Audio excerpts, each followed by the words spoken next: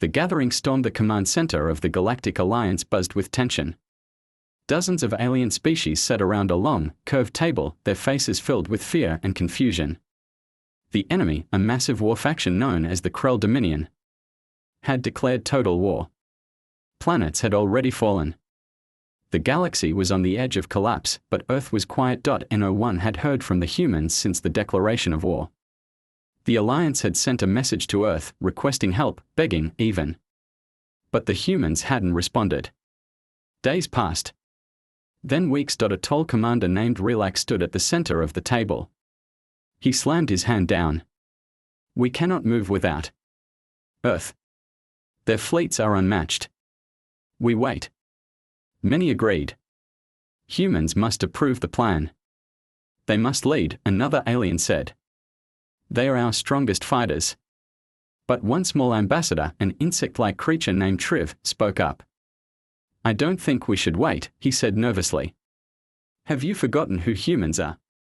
They never wait. Relax frowned. We cannot act without orders.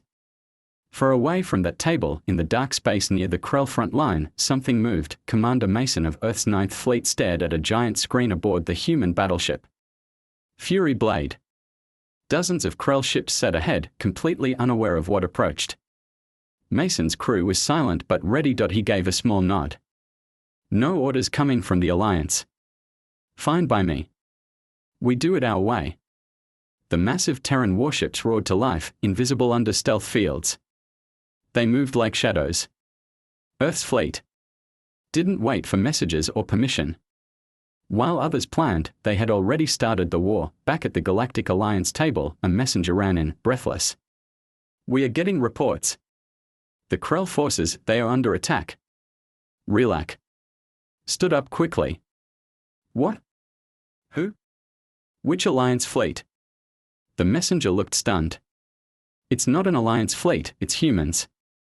Gasps echoed around the chamber. They are not just attacking. They are winning. No one moved. The room fell silent. Triv leaned back and smiled. I told you, he whispered, they don't wait. Meanwhile, in space, the Fury Blade broke through Krell lines like a knife through soft metal. Mason looked at his crew. By the time they send us orders, he said, this war will already be over.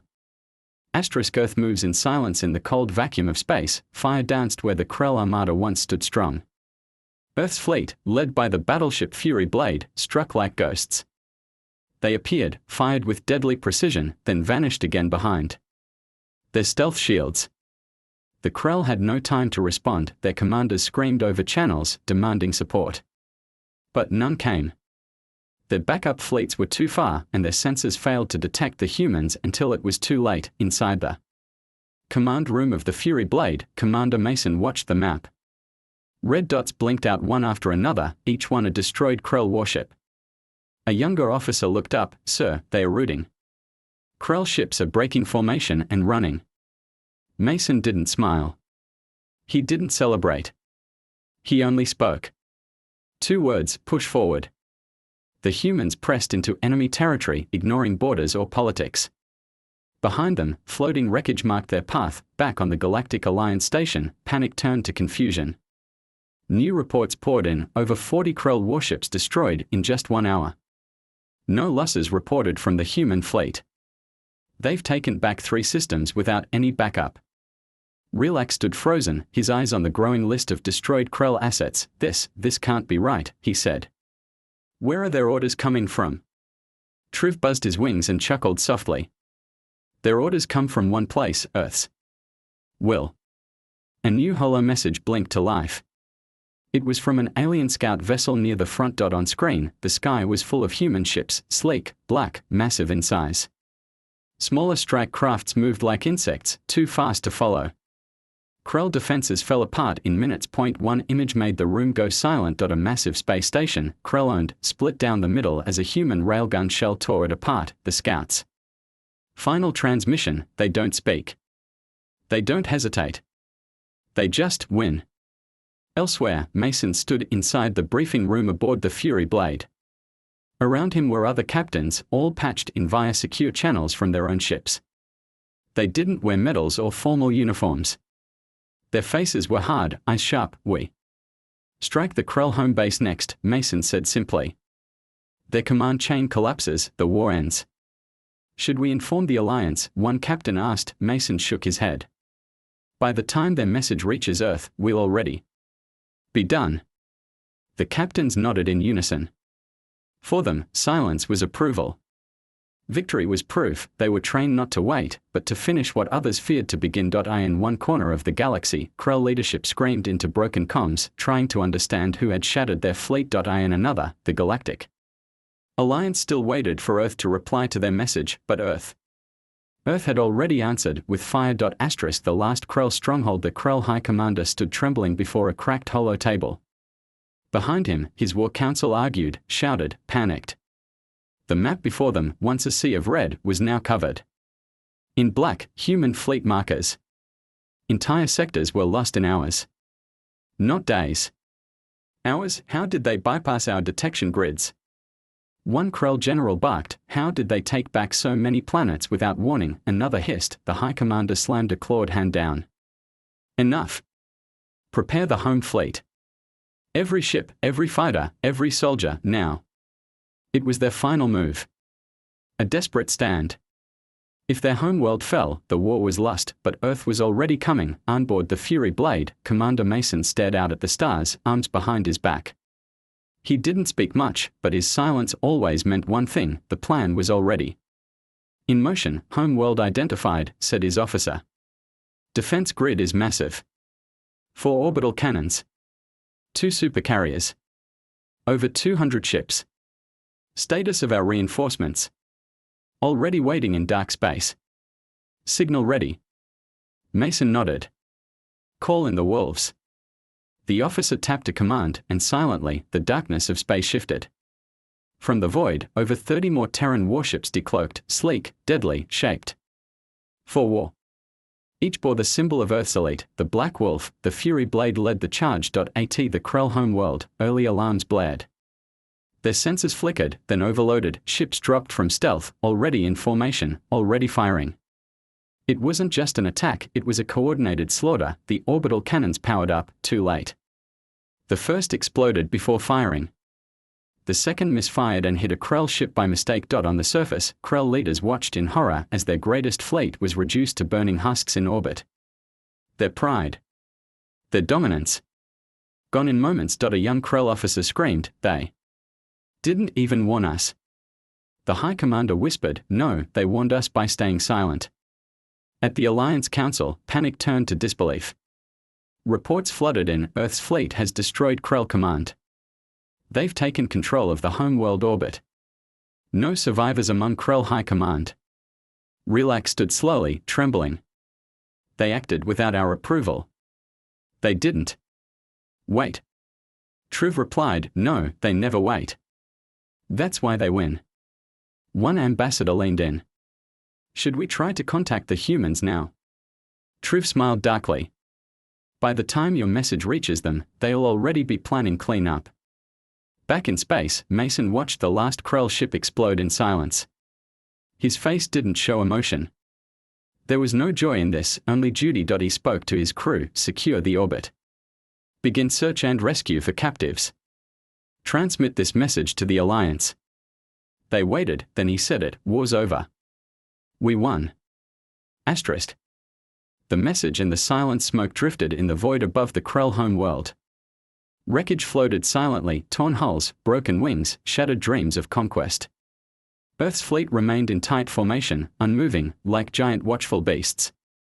In the stars.no celebration.no cheering, just the cold silence of a job done. Commander Mason stood in the command bay of the Fury Blade. His voice was low but firm. All ships, hold position. Begin broadcast. A comms officer activated the transmission. Mason stepped forward, facing the camera. Across the galaxy, on hundreds of worlds, his image flickered onto screens. This is Commander Mason of Earth's Ninth Fleet. To the Galactic Alliance, and to any who doubted, this war is over. He paused. You waited. You debated. You planned. While you talked, we fought. And now, the Krell are gone. His eyes hardened. We didn't wait for permission. We acted. Because that's what Earth does. We don't hesitate. We protect our own. We defend the weak. We move before fear sets in. He took one breath. To the Krell allies hiding in the shadows, know this: if you rise, we will come. Fast. Without warning. The feed ended. In the Galactic Alliance's main chamber, silence hung heavy in the air after Mason's message. Dozens of leaders sat frozen. Screens still flickered. With scenes of Krell defeat. An older alien stood up. They ended it. Without us. Relak finally sat down, head lowered. We waited. They didn't. And that's why they are different. Triv stood proudly. They are not like us. That's why we called them in the first place. Others began to murmur, should we sanction them for acting alone? Or thank them for saving us? Triv raised a finger. The question isn't what we should do. The question is, what will Earth do next? Far from politics and screens, Earth's soldiers worked silently. On the ruined Krell world, they moved through burnt-out cities, not as conquerors but as liberators. They rescued prisoners, delivered food, tended wounds. A young girl, non-human, was pulled from the rubble by a human medic. She looked up, scared. The soldier offered water and smiled. You're safe now. Her eyes filled with tears. Not because of pain, but because someone came. Not for land. Not for control. But just to help. Mason watched from orbit as aid missions dropped in waves. Earth didn't wait for orders to rebuild either. Beside him, a junior officer asked, Sir, why don't we wait like the others? Mason answered without turning. Because waiting costs lives. Outside, human banners didn't fly. There were no grand speeches. No glory parades. Just the quiet hum of action. The war was over, and Earth had moved on before anyone else could even stand. Fear, respect, and the whisper of power. The war was over. But the galaxy didn't return to peace. Instead, it held its breath. In every corner of known space, races whispered the same name, humanity. The word no longer meant a simple species. It meant movement. Action. Victory before command. Children on desert worlds played games pretending to be human commanders. Soldiers from minor races studied Earth tactics in secret. And politicians feared the Krell were destroyed. Their allies, once loud and bold, went silent overnight. Ships vanished. Border threats faded. Everyone had seen what Earth's fleet had done, and no one wanted to be next. In the Galactic Council Hall, the usual noise of arguments and debates was gone. Everyone was still, waiting for Earth's next word, but Earth didn't speak instead. They kept rebuilding. Silently. Efficiently. A nervous ambassador from the Jirel species stood up. Shouldn't we call a summit? Invite Earth back into the council? Relak rubbed his temples. They are not ignoring us. They've just outgrown us. Triv stood slowly. We wanted strength. They gave it. Now you worry because they acted faster than us. Not faster, someone whispered. Before us. The whole chamber looked around. That single word, before, echoed louder than speeches ever could. Back in space, Earth's fleet didn't return home. Instead, they split into smaller task groups, stationing quietly around fragile worlds. No flags. No threats. Just calm patrols in the dark. One such patrol moved through the outer edge of a forgotten colony world. Pirates had been harassing the people there for months, until now the pirates saw the outline of a single Earth frigate in the sky and fled without firing a shot. No orders. No battles. Just presence. The locals called it the shield in the stars. In a hidden bunker on a far moon, leaders from minor races met in secret. Their faces were tight with fear. We must build our own fleets, one said. We can't rely on humans forever. But we can't oppose them either, another replied. They don't threaten. That makes it worse. There's no way to bargain. They didn't take land. They didn't demand tribute. They didn't need to, came a quiet voice. They already proved what happens when they decide to act. The room went quiet again. They all remembered the humans had sent no warnings, but delivered total victory. On board the Fury Blade, now orbiting a small recovering world, Commander Mason stood on the observation deck. His officer joined him. Council still hasn't contacted us, sir. Mason nodded. They will. Eventually. Do we answer? He looked out at the stars. Maybe. Maybe not. But if another threat rises, the officer waited. We won't wait for them to ask. Earth's strength wasn't in weapons or numbers. It was in decision. In movement without delay. In winning before the war even began, and the galaxy finally understood you don't wait for humans. Because humans never wait for you. The quiet before the unknown weeks passed. Earth's fleets continued their quiet watch over recovering worlds. No new wars. No battles. Only peace. But a strange silence had begun to stretch across parts of the galaxy, not peaceful, but hollow. Something felt off. In the dark zones beyond the last mapped stars, colonies went silent. Long-range comms failed. Patrol ships vanished without a trace. No distress calls. Just empty static. At first, the Galactic Council ignored it. They assumed pirates, tech failures, or local unrest. But the disappearances grew. Entire stations. Mining rings. A whole moon colony lost contact. Fear returned, and Earth noticed. On the Fury Blade, Commander Mason stood at the command table, eyes locked on the new report. A scout drone sent from an Earth-aligned outpost had returned. What it recorded was chilling. A station drifting, lifeless. No signs of battle. No explosions. Just stillness. Like it had been emptied. Scan reports no signs of power. No bodies, the officer said. It's like everyone just left. Mason looked at the map. That's the 5th one this week. A silence fell in the room. Prepare Black Ops teams. No comms. Deep scan only. He paused, then added. And send word to the 12th Ghost Fleet.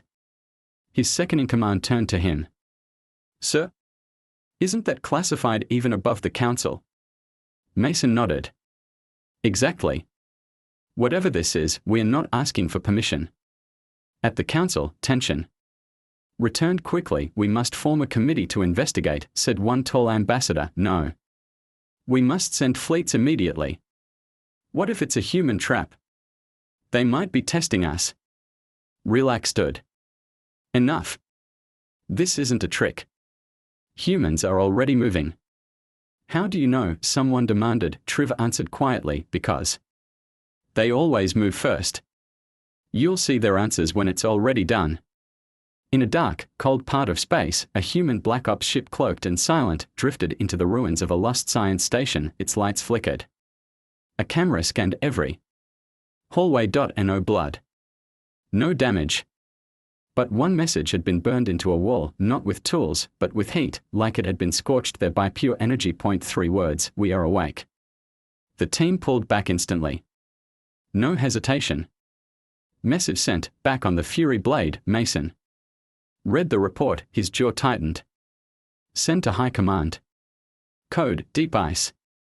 Full lockdown. The officer paled. That's the code for ancient threats, the ones we're not supposed to speak about. Mason nodded slowly. We won the war everyone saw. But this, he tapped a report. This isn't war. This is something else. He turned to the stars again, and if the galaxy waits again, like last time, he looked at his crew, we may not have another chance to win first. Asterisk. The first and the final move deep within a hidden chamber beneath Earth's surface, sealed for centuries. Alarms began to pulse. Slow. Red. Silent. There were no guards. No lights. Just a vault door with one word etched across it, unsealed. Far above, in orbit, the Fury Blade had already received the directive. Commander Mason stood alone in the war room, reading the decrypted files. They were old. Pre-alliance. Before Earth joined the galaxy's politics, the file spoke of something forgotten by the rest of the stars, something humanity never forgot. A race older than the Krell. Older than the Council, they had no name, only a warning. They wait in silence. They feed on stillness. They erase without war. And now, they were awake again, back at the Galactic Council. Ambassadors shouted over each other. Human probes found something, they won't share it. They've already mobilized 4 black fleets. We weren't even told. Earth is hiding something. Triv stood slowly and raised a hand. They are not hiding. They are protecting us. Protecting? From what? Triv's voice was low. From what's coming? Everyone fell quiet. He stepped forward, voice firmer now. You don't understand. We thought humans were fast. Because they loved war. But it's because they were prepared for something worse. Something we ignored. Something they've been waiting for. They never said anything, another alien whispered. They didn't need to, Triv replied. Because Earth never waits. Not even for fear. In the void beyond charted space, human stealth ships watched a strange structure form, not built. Not constructed, grown, black tendrils of matter expanded in silence, coating moons, pulling in wreckage. Everything touched simply vanished. Time, matter, light, all dissolved. This was no war. This was erasure. Earth's 12th Ghost Fleet didn't panic. They acted. Quietly. Calmly, they placed beacons. Mapped trajectories. Recovered data. Then they disappeared, leaving no trace, and sent one message across secure channels: initiate. Protocol Final Dawn. Commander Mason gathered his captains. His voice was steady. We warned them. They didn't listen. Now they all look to us again. He tapped the star map. This thing, whatever it is, it doesn't think. It doesn't speak. It just removes. And it's heading toward the core systems. What do we do? One captain asked. We do what Earth always does, Mason said. We act. He turned to the screen, and by the time they ask us what we are doing, he smiled for the first time. They'll already be safe. In the final scene, Earth's fleets moved, not for power, not for pride, but because if they didn't, no one else would. The stars may shine, the councils may wait, but humanity had already begun the next war, and just like before, they didn't wait. They moved. They didn't ask. They decided. They didn't plan to win. They already had. Asterisk.